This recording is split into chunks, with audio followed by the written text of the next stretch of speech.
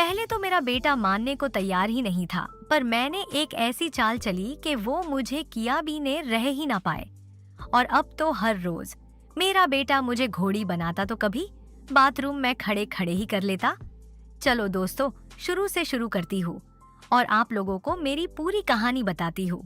दोस्तों, मेरा नाम नेहा है और मैं रायपुर छत्तीसगढ़ से हूँ। ये माँ की कहानी मेरे और मेरे बेटे के बीच में हुई की कहानी है। मेरी शादी बहुत कम उम्र में हो गई थी। मेरे पति, जिनका नाम विक्रम है, वे उम्र में मुझसे 10 साल बड़े हैं। मेरे बेटे का नाम राज है। अभी मेरी उम्र 35 साल है। पति की उम्र 45 साल है और बेटे की 19 साल है। एक दिन मैंने माँ बेटे की कहानी पढ़ी और सोचा कि क्या ये भी हो सकता है। अगर ये हो जाए तो मुझे घर में ही मिल सकती है। मेरे पति से तो वैसे भी कुछ होता नहीं है, वे बूढ़े हो गए हैं। अब मुझ पर चढ़ने के कुछ मिनट में ही उनका काम तमाम हो जाता है। तो क्यों ना मैं बेटे को ही सेट कर लूं। उस दिन से मैंने सोचना शुरू कर दिया कि अपने बेटे को कैसे तैयार करूं। मैंने इस योजना को कार्य रूप देने के लिए काफी सोचा और अंत में माँ बेटे की स्टोरी पढ़ना और उनमें दिए गए आइडिया पढ़कर तय करने लगी कि कौन सा आइडिया सही रहेगा। कुछ दिनों बाद मुझे एक आइडिया मिल गया और मैंने उसे ही चुन लिया। अगले दिन जब पति ऑफिस चले गए तब मैंने अपनी साड़ी निकाल दी और नाइटी पहन ली। मेरा बेटा हॉल में बैठा था। मैं उसे चाय देने गई और कुछ ऐसे झुकी कि उसको मेरे अच्छे से दिख जाए। जैसे ही उसकी नजर नाइटी के अंदर गई तो वह कुछ देर तक मेरे को देखता रहा। मैं भी ढीठ बनी हुई उसे अपने दिखाती रही। फिर जब मैंने उससे पूछा कि क्या देख रहा है, इस पर वह थोड़ा घबरा गया और चाय लेकर पीने लगा। जैसे ही मैं मुड़कर जाने लगी, उसको पीछे से मेरी में नाइटी घुसी हुई दिख गई। मैं कुछ देर अपनी मटकाती हुई उधर कुछ काम करने लगी और फिर अंदर चली गई। तब मैं छिपकर अपने बेटे को देखने लगी कि वह अब क्या करता है। मुझे लगा कि ये ऐसे कभी तैयार नहीं होगा। वह मेरे साथ ये सब करने से डर रहा है। फिर मैं कुछ सोचकर बाजार गई। उस दिन मेरी किस्मत भी मेरे साथ थी। मेरे पति को किसी काम से ऑफिस में ही रुकना पड़ गया। मैंने बेटे से बोला, आज तेरे पापा नहीं है तो तू आज मेरे साथ सो जा। उसने मेरी तरफ देखते हुए कहा, ठीक है। रात को सोने से पहले मैंने उसको दूध में गोली मिलाकर पिला दिया।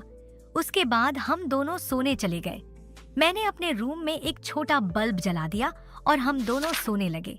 मेरा बेटा आंख बंद करके लेट गया। मैंने अपनी आंख को हल्के से खोलकर देखा तो मेरा बेटा सोने की कोशिश कर रहा था, पर उसे नींद नहीं आ रही थी। शायद उस पर टेबलेट का असर होने लगा था, इसीलिए उसे कुछ बेचैनी सी हो रही थी। कुछ देर बाद मैंने देखा कि वह उठ गया और मेरी तरफ देखने लगा। कुछ पल बाद वह बाथरूम में चला गया। मैं भी उसके पीछे पीछे चली गई। मैंने देखा कि उसने बाथरूम का दरवाजा बंद नहीं किया था। तब मैंने दरवाजे को थोड़ा सा खोलकर देखा तो वह अपना निकालकर हिला रहा था। मैं उसके सपनों में खो गई कि वाह, आज तो मजा ही आ जाएगा। लेकिन मुझे याद ही नहीं था कि मैं उसके बाथरूम के बाहर खड़ी हूँ और वो कभी भी आ सकता है। इस बात का जैसे ही मुझे होश आया, मैं झट से खुद को ठीक करके वापस अंदर झांकने लगी। मैं कुछ सोचकर जल्दी से बाथरूम में घुस गई। मुझे अंदर आया देखकर वह एकदम से डर गया, लेकिन टेबलेट की वजह से उसका पानी जल्दी नहीं निकलने वाला था। मैंने उससे कहा, ये क्या कर रहा था?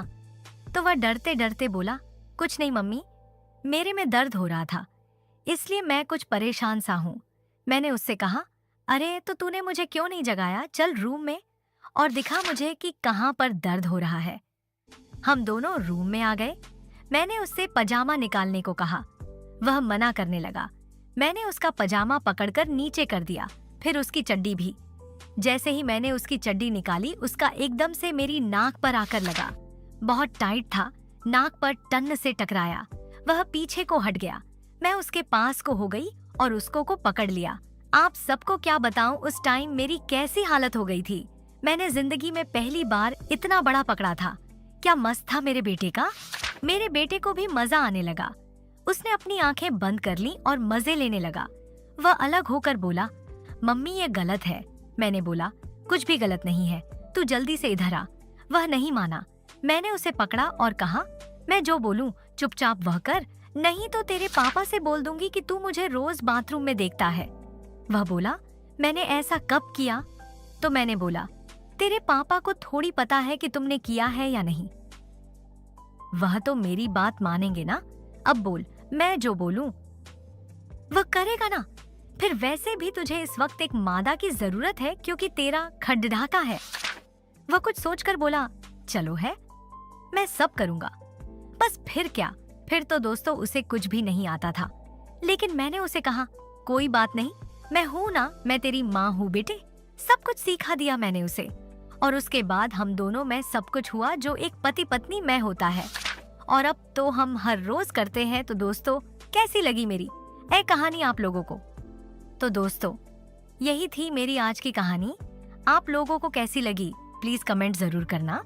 और हाँ, आपको कहानी पसंद आई हो तो लाइक करना, और चैनल पर नए हो तो सब्सक्राइब जरूर करना, ताकि मैं आगे जो भी कहानी डालूं तो आप तक सबसे पहले पहुंचे। तो मिलते हैं ऐसे ही एक नई कहानी के साथ। तब तक के लिए बाय।